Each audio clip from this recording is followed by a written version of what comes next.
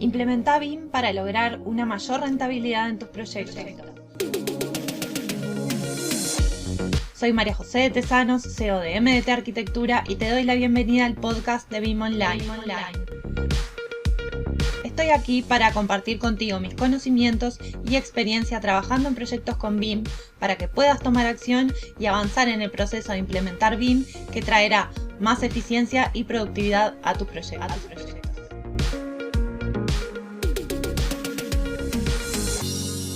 Hola a todos. Bueno, esta semana comenzamos con el reto gratuito de 3 días de cómo armar un plan de ejecución BIM bajo protocolo según la norma ISO 19650. Ya tuvimos 2 de los 3 días y fueron surgiendo como muchas consultas, que mañana viernes vamos a estar en el vivo también respondiendo a todas las consultas que quedaron pendientes.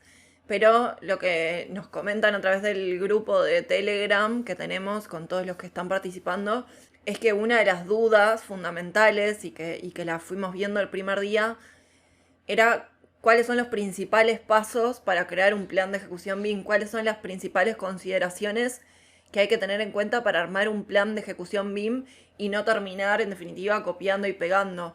Entonces por eso quiero trasladarlo a este episodio y hablar de cuáles son estos principales pasos que hay que considerar al momento de crear un plan de ejecución BIM. Y yo creo que lo primero y fundamental es evaluar cuáles son las necesidades del cliente con respecto a ese proyecto. Si elaboró un documento de requerimientos del proyecto, de requerimientos de intercambio de información, de cómo quiere que esa información sea entregada, de qué necesidades tiene, de cuáles son los usos de BIM del proyecto. Todo eso hay que evaluarlo, hay que estudiar el pliego y evaluar qué es lo que se está pidiendo efectivamente. Después, tener en cuenta el entorno común de datos, poder definirlo si es que el cliente no lo definió, o si lo definió el cliente también considerarlo dentro de esos requerimientos, a ver si es viable generar los intercambios de información de esa forma. Y si ya hay entonces un entorno común de datos que fue definido, lo que hay que hacer es pautar esos procesos de intercambio de información, de compartido, de trabajo en progreso y de intercambio de información, tanto dentro del entorno común de datos como de la actualización de los documentos, ¿no? Cómo hacer todo ese proceso de comunicación y de intercambio de información. Y a partir de ahí pensar en la redacción de ese plan de ejecución BIM. ¿Cómo va a ser? Si hay que basarse para la redacción en determinada plantilla, en determinado estándar, qué es lo que se tiene que plasmar según los requerimientos del proyecto en ese documento, qué es lo que nosotros necesitamos expresar respecto al proyecto sí o sí en ese documento para dejarlo claro de cómo lo vamos a trabajar, qué es lo que estamos entregando y cómo lo estamos entregando.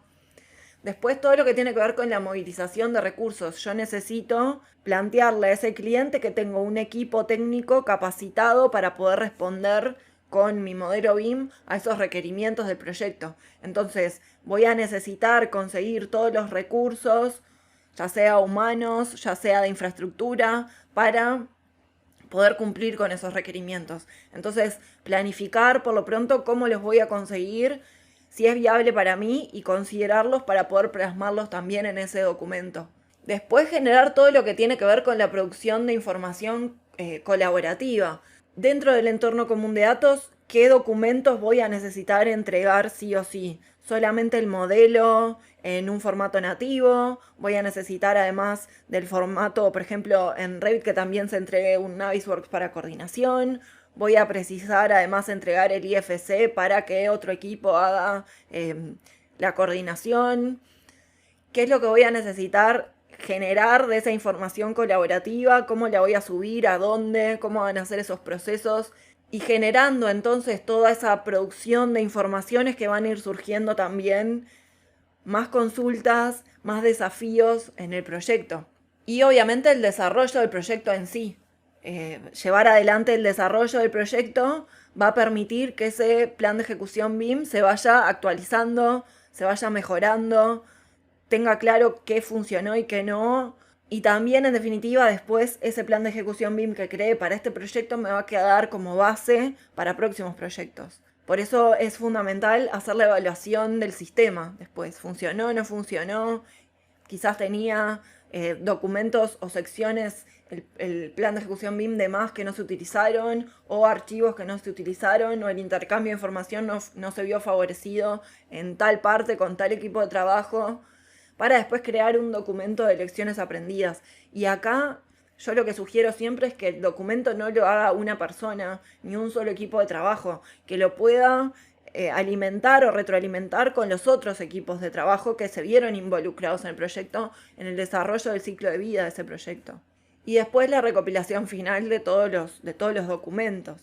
Pero si tenemos que entonces en esta consideración principal tener en cuenta qué contenidos no pueden faltar en ese plan de ejecución BIM. Yo creo que hay 3 ejes o 3 columnas como vertebrales de información que se tienen que ver volcadas en este plan de ejecución BIM. La primera tiene que ver con cómo va a ser todo el proceso de entrega de documentos. ¿Qué información se va a entregar? ¿Qué documentos se van a entregar? ¿Cuál es el nivel de información necesario para cada pieza del proyecto que se va a entregar? Si hay, por ejemplo, requerimientos en cuanto a unidades, a precisiones, a simbología, a anotación, todo eso también se tiene que ver plasmado en ese plan de ejecución BIM. Y si no hay requerimientos, también nosotros dejarlo planteado, porque en definitiva es la forma en la que quien recibe el modelo va a poder interpretar cómo se analiza, dándole nosotros las herramientas y la lectura adecuada para que pueda interpretar ese modelo BIM que le estamos entregando. ¿Cuál va a ser el programa de desarrollo de información? ¿Qué información voy a desarrollar y en qué etapas o en qué hitos? ¿O cuándo va a haber intercambio de información? ¿Cuál va a ser el orden de ese desarrollo de información? Y las funciones y responsabilidades. ¿Quién es responsable por cada uno de esos documentos que se va a entregar? Esa es la primera columna, entrega de documentos. Después todo lo que tiene que ver con la segunda columna, que es el gran tema, que es trabajo colaborativo. Y acá hay un montón de subtemas que se tienen que ver reflejados dentro de este gran tema que es el trabajo colaborativo.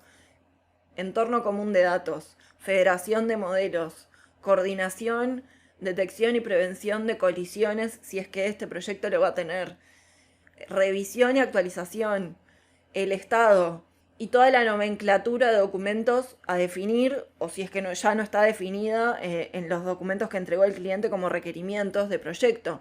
Todo esto tiene que ver con el intercambio de información. La primera es la entrega desde mi equipo de trabajo o mis equipos de trabajo, cómo yo voy a entregar. Y la segunda es cómo se va a estructurar la información y cómo van a ser esos procesos para poder intercambiar la información de forma coherente y accesible para la otra parte. Y la tercera columna tiene que ver con toda la información estructurada, toda la información no gráfica que también se va a entregar asociada a ese modelo BIM. Por ejemplo, pueden haber determinados manuales, pueden haber tablas de codificación de archivos o de estado de archivos, pueden haber hojas técnicas, por ejemplo, si se va a entregar también para la parte de fabricación o se pide que existan determinadas puertas o aberturas con determinados requerimientos, que se entregue también la hoja técnica de cada uno de los elementos BIM que se modeló. O si esos elementos modelados tienen que cumplir con determinado comportamiento paramétrico para responder a la información que se pide en el pliego, por ejemplo. ¿Qué nomenclatura van a tener esos elementos modelados para que yo pueda extraer un cómputo de materiales que pueda ser legible, accesible y analizable?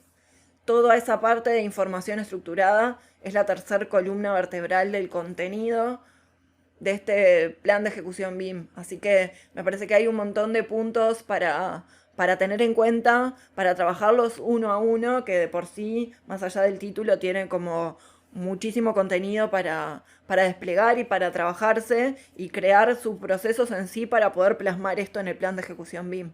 Así que si querés, todavía estás a tiempo de sumarte al reto gratuito. Mañana tenemos el tercer y último día, pero podés acceder a las grabaciones de los 2 primeros para después sumarte mañana. Te voy a dejar en las notas del episodio toda la información para que te puedas sumar. Y hasta aquí el episodio de hoy. No te olvides de suscribirte para recibir más contenido de BIM. Te espero en el próximo episodio con más proyectos, más experiencias compartidas y mucho más BIM Online.